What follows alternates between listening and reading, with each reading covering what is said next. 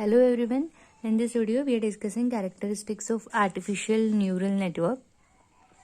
That is characteristics of ANN. The very first characteristic is it is a neurally implemented mathematical model. So ANN is nothing but a mathematical model. इसमें पूरा mathematics use होता है and इसके applications हमने पहले ही discuss किए हैं कहाँ कहाँ पे ANN यूज होता है. एप्लीकेशंस के लिए आप इसके पहले जो वीडियो मैंने अपलोड किया है वो आप देख सकते हो. सो ये सभी एरियाज में जो भी ANN नेटवर्क हमने यूज किया है वो मैथमेटिकल मॉडल पे बेस्ड है.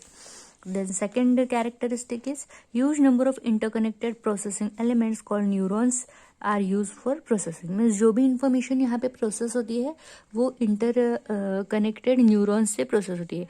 जैसे दिस इज हमने डेफिनेशन देखी थी ANN की कि ह्यूमन ब्रेन का आइडिया लेके यहाँ पे आर्टिफिशियल न्यूरल नेटवर्क बनाया गया है. आपको पता है human brain is made up of number of neurons.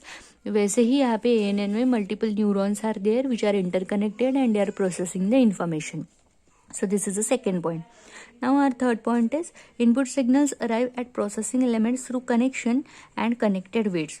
यहाँ पे वेट्स यूज होते हैं. अभी हम आगे के टॉपिक में देखेंगे जब हम स्ट्रक्चर देखेंगे न्यूरॉन का तो हम डिस्कस करेंगे कि वेट्स क्या होते हैं. ठीक है. तो एवरी न्यूरॉन को जो इनपुट आता है वो हर एक इनपुट के साथ कुछ वेट्स असाइन किए गए होते हैं which are use to calculate the output. Then next point is performance improve with practice. So this is a machine. आप जैसे जैसे आगे ये मशीन को ट्रेन करते जाओगे it will give the results properly और improve results you get with the time. Then next is adaptive learning. Adaptive means what? कि changing with the requirements. It has ability to learn how to do task based on data given for training. Means training के लिए हम इसको जो भी data देंगे. Training मतलब क्या है कि ये मशीन को हम इनपुट डेटा दे रहे हैं वो और मशीन को हम ट्रेन कर रहे हैं कि कैसे इनपुट के लिए क्या आपको टास्क परफॉर्म करना है एंड किस टाइप का रिजल्ट एक्सपेक्टेड है. तो जैसे जैसे आप इनपुट डेटा चेंज करोगे या इनपुट डेटा बढ़ाओगे based on that machine will learn new things और जो भी नए रिजल्ट्स या नए थिंग्स उसने ग्रैब किए हैं वो फ्यूचर में यूज होंगे. So we can call it as it is uses the approach adaptive learning which is nothing but ability to learn how to do task based on data given for training. Okay. Then next one is it can learn in real time and can adopt to changing environment. जैसे मैंने अभी आपको बताया कि एक बार हमने एक type का इनपुट दिया तो वो टाइप के इनपुट के लिए सिस्टम को पता है कैसे एक्ट करना है because we have trained it for such kind of inputs. But अगर नए काइंड का इनपुट आप दे रहे हो तो वो काइंड में वो टाइप के इनपुट के लिए कैसे रिएक्ट करना है ये सिस्टम एक्सेप्ट करेगी या अडॉप्ट करेगी. So we can learn system will learn how to act for new data at real time at और how to react at new situation. We can call it as adaptive or it can adapt the changing environment. This is the next point. Then seventh point is it can create its own organization or representation of information it receives during learning time. So machine का काम क्या है information input लेना उसको process करना और result देना. तो प्रोसेसिंग करते टाइम मशीन के पास बहुत सारी इन्फॉर्मेशन आएगी या फिर आपका जो न्यूरल नेटवर्क है उसके पास प्रोसेसिंग इन्फॉर्मेशन बहुत ज़्यादा रहेगी. इनपुट डेटा रहेगा फिर उसके इंटरमीडिएट रिजल्ट्स रहेंगे प्रोसेसिंग को और आउटपुट में प्रेजेंट करने के लिए रिजल्ट्स रहेगी. तो ये सब डेटा का ऑर्गेनाइजेशन ये मशीन खुद करती है. We can say that it can create its own organization or representation of information it receives during learning time. This is about characteristics of neural network.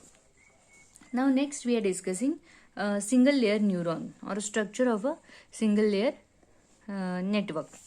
We can call it as a single layer network. Single layer network में क्या होता है inputs होते हैं output होती है. Only 2 layers होते हैं. मल्टीपल लेयर में क्या होगा इनपुट लेयर होगी देन हिडन लेयर्स होगी और उसके बाद में हिडन लेयर या 1 या मल्टीपल हिडन लेयर्स हो सकती है और आपकी आउटपुट होगा. So this is difference between single layer network and multiple layer network. अभी यहाँ पे ये जो है सभी we can call it as input layer. ये जो है वो हमारी इनपुट लेयर है. Okay, input layer nodes. उसके बाद में the input layer neurons are to only pass and distribute the inputs and perform no computation. इसका काम क्या है? सिर्फ इनपुट को पास करना है. दस the only true layer of neuron is the one on the right. ये राइट साइड वाली जो लेयर है वो है आपकी important layer. Each of the inputs x1 to xn is connected to every artificial neuron in the output layer. आप देख सकते हो कि जैसे ये हमारा एक इनपुट है, ये हर एक आउटपुट लेयर को कनेक्टेड है. ये भी हमारा इनपुट न्यूरॉन है, हर एक आउटपुट लेयर को कनेक्टेड है. Third and fourth. Okay, then this connection they are connected through weights. तो वेट्स क्या होती है कि हर एक लिंक को कुछ वेट असाइन होगा. जैसे यहाँ पे W1, W2, W3, W4. ये वेट्स हम लोग डिटेल में डिस्कस करेंगे इसके आगे वाले टॉपिक्स में. Then since every value of output y1 and yn is calculated from the same set of input values, each output is varied based on the connection weights. अभी यहाँ पे आउटपुट सेम नहीं रहेगा. देखो y1, y2, y3, yn means n number of outputs nodes will be there, but हर एक का output different होगा. आउटपुट डिफरेंट क्यों आएगा? क्योंकि हर एक नोड के साथ जो वेट्स असाइन किए हैं वो अलग अलग है. So based on this weights you will get different results. And this is about single layer network. That's all for this video. In this video we discussed two topics. The first one is characteristics of neural network, and second topics we discuss single neural network, that is structure of a single layer artificial neural network. Thank you.